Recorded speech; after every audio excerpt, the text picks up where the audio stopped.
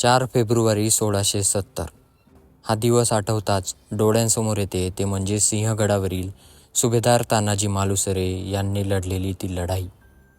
ज्या लढाईमध्ये स्वतःचा हात गमावूनसुद्धा सुभेदारांनी पुन्हा एकदा सिंहगड किल्ला स्वराज्यात आणला. तर ती रात्र होती 4 फेब्रुवारी 1670 रोजीची. ज्या रात्री सुभेदार तानाजी मालुसरे आणि त्यांचे 300 मावळे द्रोणागिरी कडाच्या दिशेने कोंढाणा या गडावर येतात.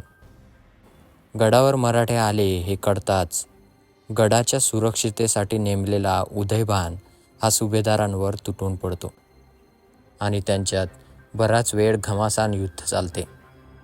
याच युद्धात सुभेदारांच्या हाताची ढाल तुटून पडते.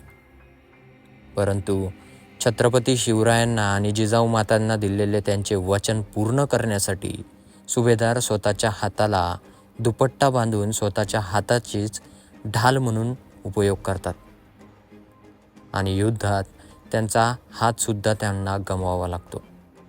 ज्या ठिकाणी सुभेदार तानाजी मालुसरे यांनी या गडावर हात गमावला ती जागा अजूनही या युद्धाची साक्षी देते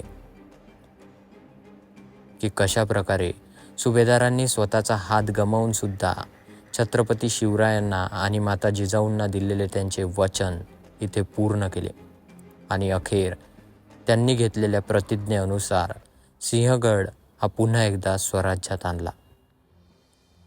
आणि याच युद्धानंतर या गडाला कोंढाणा गडावरून सिंहगड असे नाव देण्यात आले.